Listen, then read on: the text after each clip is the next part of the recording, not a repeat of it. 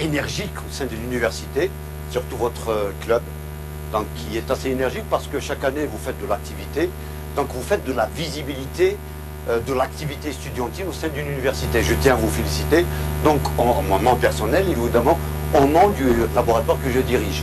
Pour quelle raison? Parce que vous mettez au devant une activité de recherche et de pédagogie, mais surtout la bonne volonté des étudiants à mettre au devant au moins le produit université de Béjaïa. Je tiens donc à vous remercier. Vous avez assez bien présenté juste l'introduction en disant que c'est un sujet d'actualité. Question, supposons que l'Algérie n'a pas été concernée par cette affaire-là de gaz de schiste. Est-ce que ça serait un sujet d'actualité? Eh bien non. C'est-à-dire que, supposons qu'on n'a pas trouvé que l'Algérie est le 3e gisement mondial en gaz de schiste. Supposons qu'on n'était pas du tout classé. Ou là, supposons qu'on n'a pas du tout. Est-ce que le gaz de schiste serait un sujet d'actualité? Je pense que non. Pour quelle raison? Parce que nous avons ce qu'on appelle ce genre-là d'approche pour les concepts. Nous mettons de l'action sur le concept quand il y a souvent des problèmes politiques. Politiques dans quel sens? C'est parce que tout simplement il y a des gens qui sont pour et qui sont contre, et ça a fait tout un foisonnement au sein surtout des médias, qu'ils soient des médias lourds ou des médias que vous connaissez, les journaux, etc. Donc les médias, qu'est-ce qu'ils ont fait? Ils ont commencé, il y a les pour, il y a les contre. J'espère que le débat, parce que ce que je vais raconter, ça va être très léger. Très léger pour quelle raison?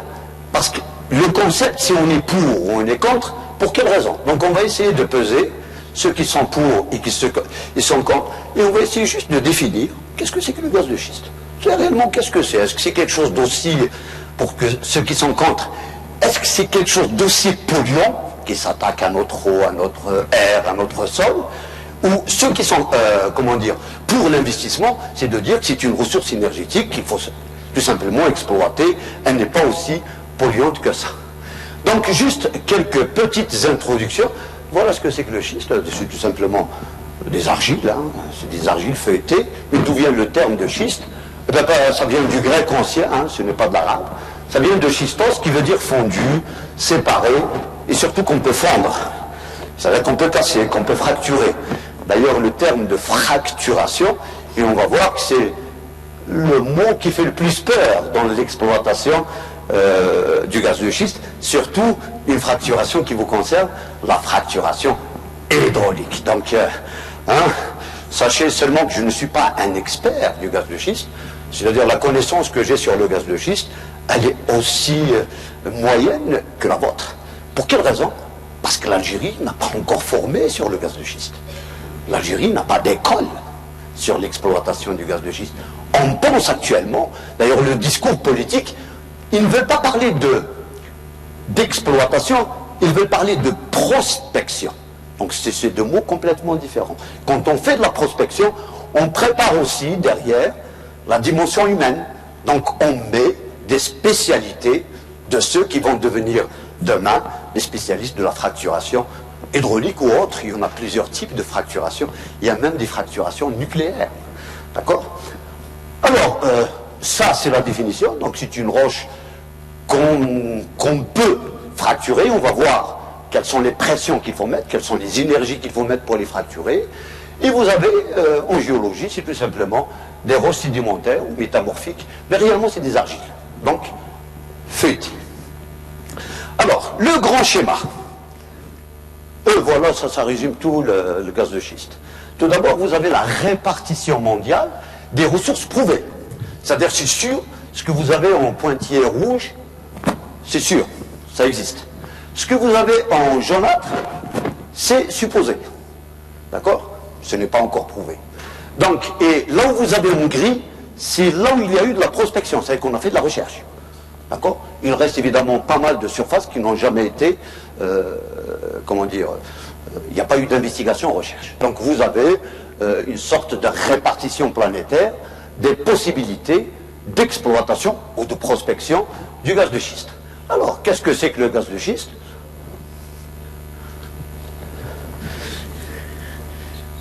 Alors, ça c'est le pointeur. Et ça c'est avancé. Donc, si je fais comme ça, je reviens. Très bien. Je te remercie. Donc là, vous avez donc des puits. Hein. On va voir le détail de ce puits un peu plus loin. Voilà. Qu'est-ce que c'est que ce gaz-là?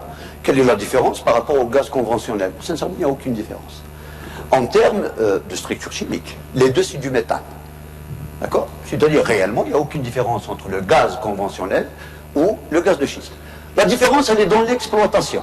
Donc, vous avez plusieurs schémas. Oh, pardon. Vous avez donc le gaz associé,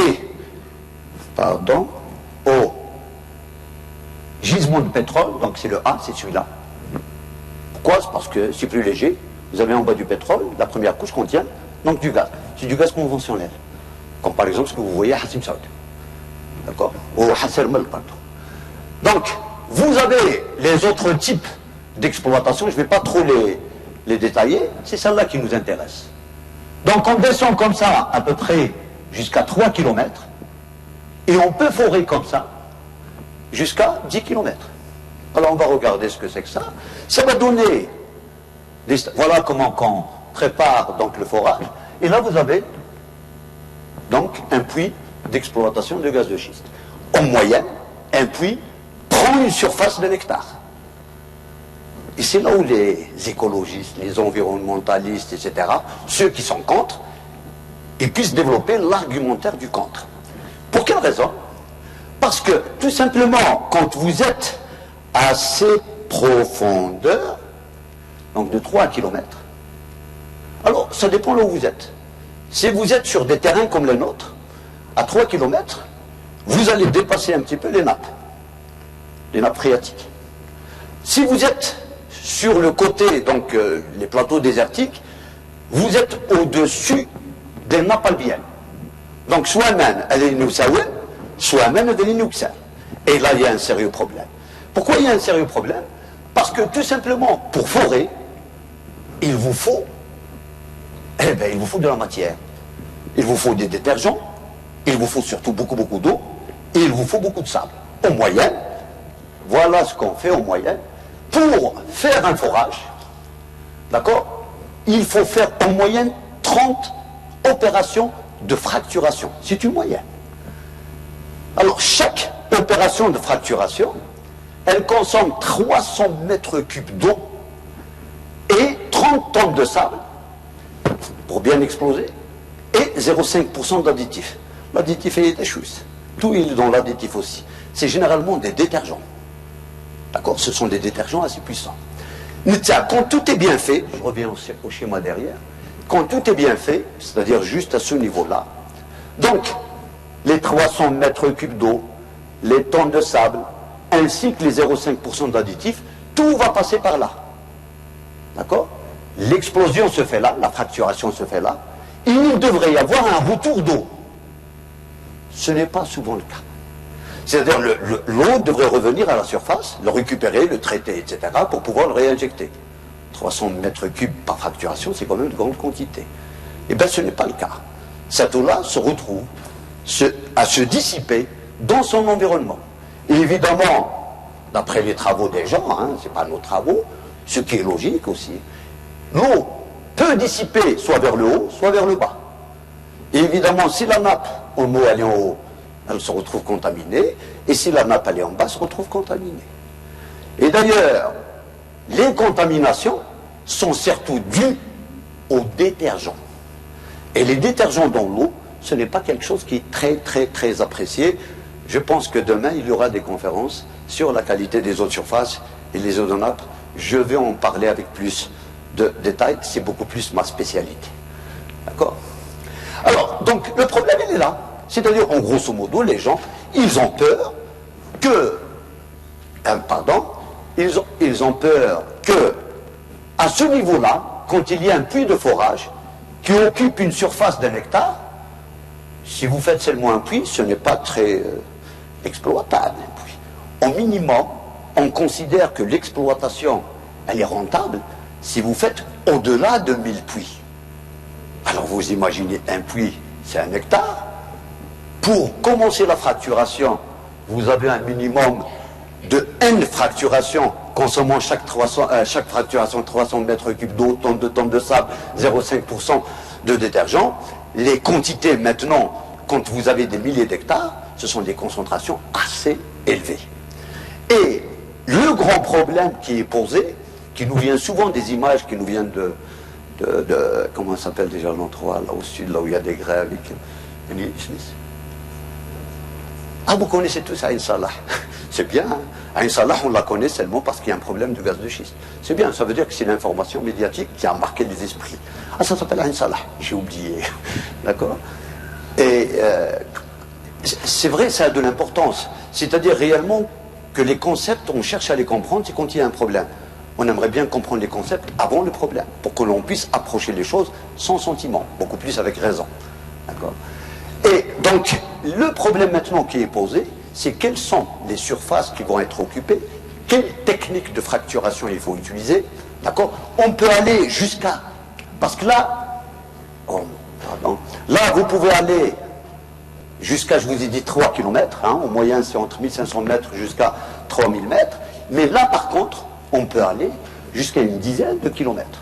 Donc la technologie permet d'aller plus loin. Plus c'est loin, c'est vrai, plus c'est rentable, mais plus c'est polluant. On ne peut pas faire un retour de tout ce que nous injectons. Voilà l'essentiel de ce que je voulais vous raconter aujourd'hui. C'est-à-dire pour ne pas rentrer dans les chiffres des bilans, etc., qui n'ont aucune importance. Pour quelle raison? Eh bien, parce que la raison, elle est très simple. On va se poser la question, depuis quand est-ce que l'humanité a commencé, excusez-moi, depuis quand est-ce que l'humanité a commencé à dire, tiens, il est important, ou il est très intéressant d'aller récupérer le gaz de schiste? C'est quand il y a eu la montée des puits de pétrole. Donc on recherche ce qu'on appelle des ressources alternatives. Maintenant, le problème qui nous est posé à nous, est-ce que cette ressource alternative, pour le bilan énergétique algérien, est-ce qu'elle est intéressante? Faut-il laisser cette ressource qui est bien cachée, d'accord, pour les futures générations? On va dire peut-être pour vos enfants. Ou faut-il la consommer maintenant? C'est de grands débats, là où les experts devraient donner des réponses palpables. Pour quelle raison? Parce qu'on n'est pas classé dernier, on n'est pas 7e, on est les 3e au monde. Nous avons un grand gisement, il est juste là, donc vers la frontière libyenne, qui est assez important. Et ça, c'est une estimation. La prospection dit que la ressource, elle est encore beaucoup plus importante que ça. Mais sachez aussi une chose, que l'essentiel des nappes albiennes que nous avons en Algérie sont aussi de ce côté-là. Tout le monde connaît l'histoire de Nahr al-Akhdar, de la Libye, hein, qui a fait une situation conflictuelle avec l'Algérie. Kadhafi, et en ces temps-là, c'était Zerouane, sur que Kadhafi, puisqu'on avait un problème politique interne, pompait de l'eau de notre nappe albienne, qui était vraiment à des kilomètres, et il la remettait sur Nahr al-Akhdar. L'Algérie lui a fait une amende qu'il n'a pas voulu payer, mais on va dire la payer. Mais pour que vous sachiez, l'essentiel de nos nappes albiennes sont à ce niveau-là de la géographie algérienne. Sachez aussi que la politique algérienne maintenant, si on n'occupe pas notre Sahara, si on n'occupe pas notre Sud, il va être occupé par quelqu'un d'autre. Donc il y a ce qu'on appelle des transferts hydrauliques assez importants qui arrivent maintenant jusqu'à Tamanrasset. Ces transferts, et sachez aussi que les nappes albiennes sont régénérables chaque 5000 ans. C'est-à-dire, d'accord? Et bien sûr. Donc, puisqu'il y a un intérêt hautement stratégique vers l'eau, il y a ceux qui sont contre le gaz de schiste et te disent, si je veux occuper le sud, c'est pas la peine que je contamine mon eau parce qu'elle est hautement stratégique pour occuper le sud algérien. C'est pour ça que je vais m'arrêter là et je laisse surtout le débat, parce que c'est durant le débat qu'il devrait y avoir de bonnes questions pour pouvoir trouver les réponses que vous cherchez. Voilà. Bonsoir à tous. Nous tenons à remercier notre conférence.